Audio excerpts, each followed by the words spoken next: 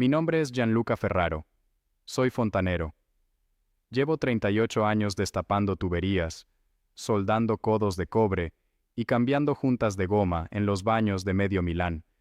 Y en ese tiempo he entrado a quizás 3000 casas distintas. Las recuerdo todas igual.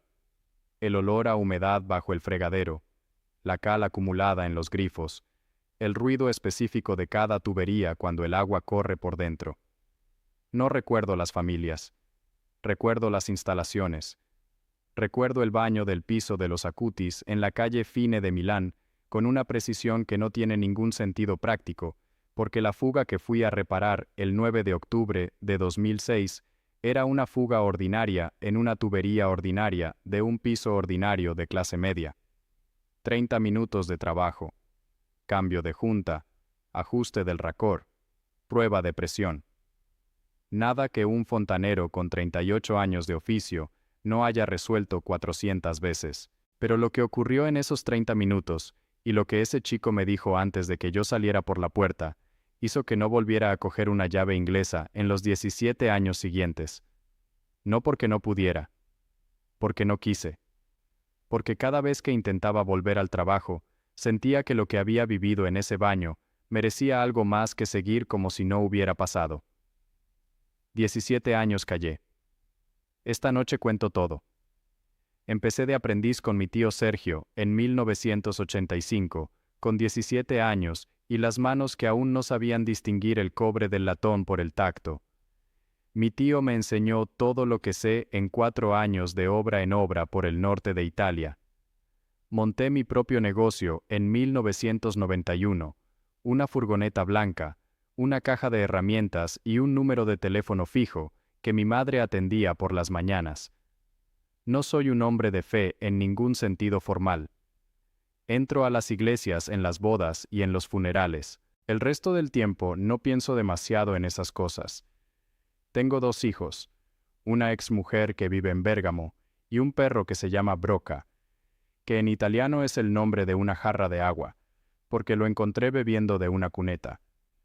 El 9 de octubre de 2006 me llamó una señora al teléfono del negocio a las 8:30 de la mañana. Me dijo que había una fuga bajo el lavabo del baño principal de su piso en la calle Fini, que el agua estaba goteando hacia el piso de abajo y que el vecino ya había llamado 2 veces. Le dije que podía estar a las 11. Me dijo que mejor antes, si era posible, porque su hijo estaba en casa descansando y prefería tener el asunto resuelto cuanto antes. Llegué a las 10:40. Era un edificio de los años 60, 4ª planta sin ascensor, puerta marrón con un felpudo de rayas verdes. Me abrió la señora Antonia. Tendría unos 40 años, aspecto ordenado, ojos que parecían llevar varios días sin dormir bien del todo, aunque ella intentaba disimularlo. Me llevó directamente al baño sin mucha conversación, que es lo que yo prefiero, porque no me pagan por conversar. La fuga estaba exactamente donde me había dicho. El racor de conexión entre la tubería de suministro y la válvula de corte bajo el lavabo, lado frío. Una junta deteriorada, clásico en instalaciones de esa época. Cerré el paso general, abrí el grifo para vaciar la presión residual, saqué la llave de tubo y empecé a trabajar. Llevaba quizás 8 minutos cuando escuché que alguien entraba al baño. Era un chico. Flaco, pelo oscuro, pijama de franela azul marino. Se apoyó en el marco de la puerta con una mano porque se notaba que no estaba del todo firme sobre las piernas.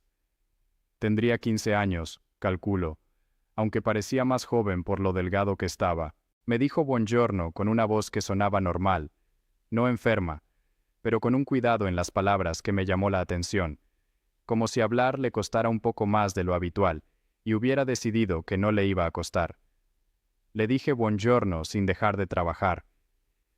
Le dije que en 10 minutos terminaba y que podía usar el otro baño si necesitaba. Me dijo que no tenía prisa, que solo quería ver cómo se hacía. Le dije que no había mucho que ver, que era cambiar una junta. Me dijo que las juntas le parecían interesantes, que eran piezas pequeñas que hacían que el agua no se saliera del sitio donde tenía que estar. Me pareció una observación rara para un adolescente. Le dije que sí, que básicamente era eso. Se quedó en el marco de la puerta mientras yo terminaba. No habló durante varios minutos. Yo trabajé en silencio, que es como trabajo siempre. El único sonido era el de la llave de tubo y el goteo residual que iba parando a medida que ajustaba el racor. Cuando terminé, abrí el paso general y comprobé la presión. Sin fuga. Sequé el agua acumulada bajo el lavabo con el trapo que llevo siempre en el bolsillo derecho del mono. Me incorporé y empecé a recoger las herramientas. Fue entonces cuando el chico me dijo algo. Me dijo, ¿usted cree que hay cosas que no se pueden reparar? No me lo dijo con tristeza ni con drama.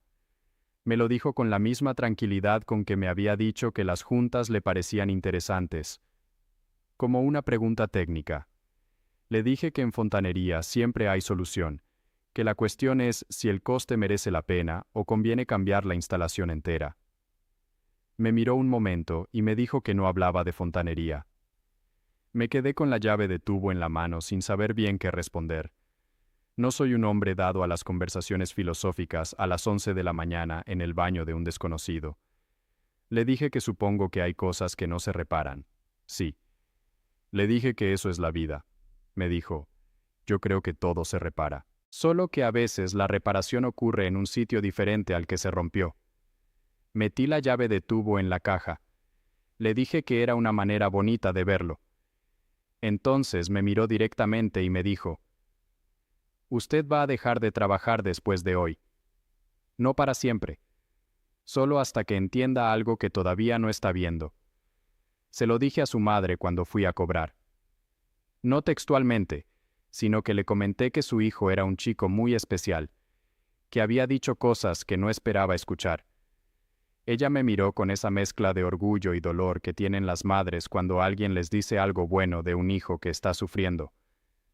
Me dijo que sí, que Carlo era así, que siempre había sido así. Carlo.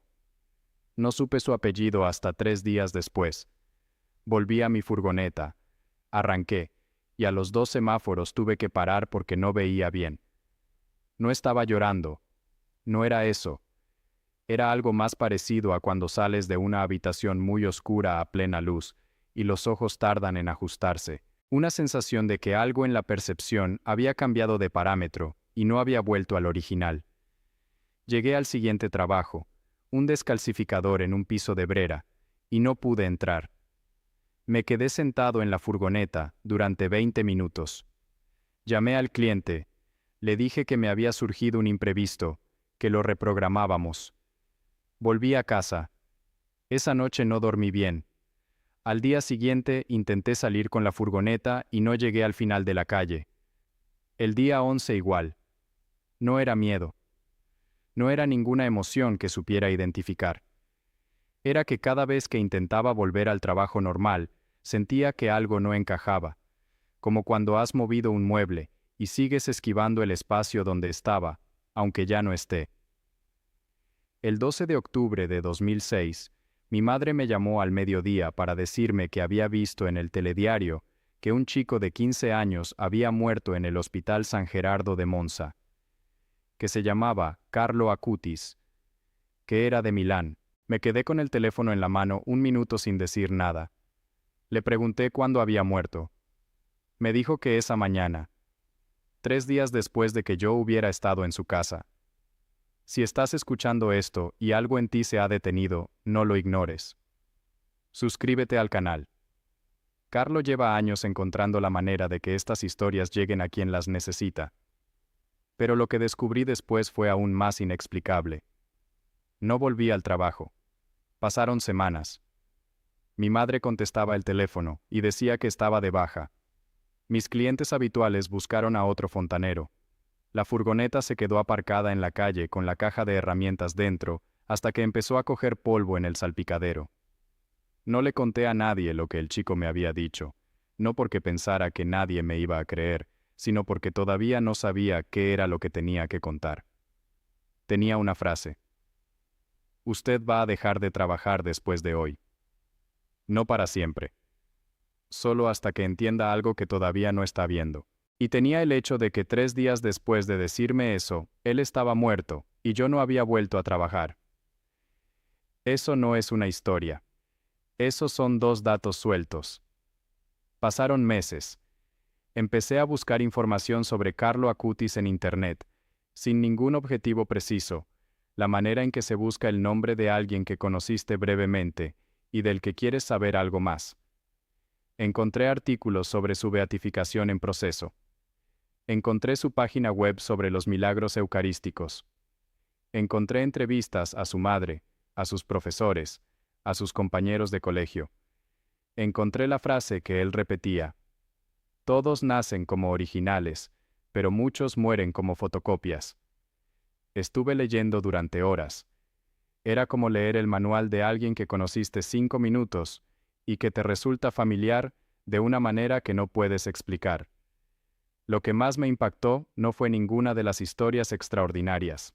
Fue una cosa pequeña que su madre contaba en una entrevista, que Carlo tenía la costumbre de hacerle preguntas a la gente que encontraba, obreros, tenderos, vecinos, preguntas que parecían casuales, pero que después, cuando la persona las pensaba sola en casa, resultaban ser exactamente la pregunta que esa persona necesitaba hacerse en ese momento de su vida.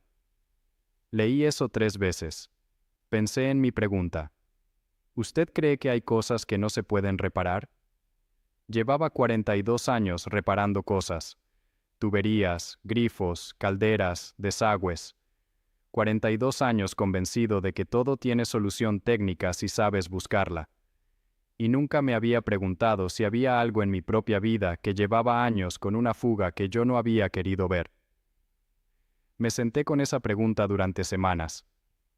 No voy a entrar en los detalles personales porque son míos y no vienen al caso. Lo que sí puedo decir es que había algo que no estaba reparado, y que yo llevaba años esquivando, con el mismo automatismo con que seguía esquivando el espacio donde había estado el mueble. Y que Carlo, con 15 años y el pijama de franela azul marino, apoyado en el marco de la puerta de su baño, me lo había señalado en 30 segundos. No para siempre. Solo hasta que entienda algo que todavía no está viendo. Volví al trabajo en marzo de 2008. 16 meses después. Llamé a mis clientes más antiguos, los que me conocían desde hacía años. La mayoría me recibieron sin preguntar demasiado. El primero fue un matrimonio mayor de Porta Romana, que tenía una caldera que llevaba 2 inviernos funcionando mal. Llegué a su casa con la furgoneta limpia y la caja de herramientas en orden y me puse a trabajar.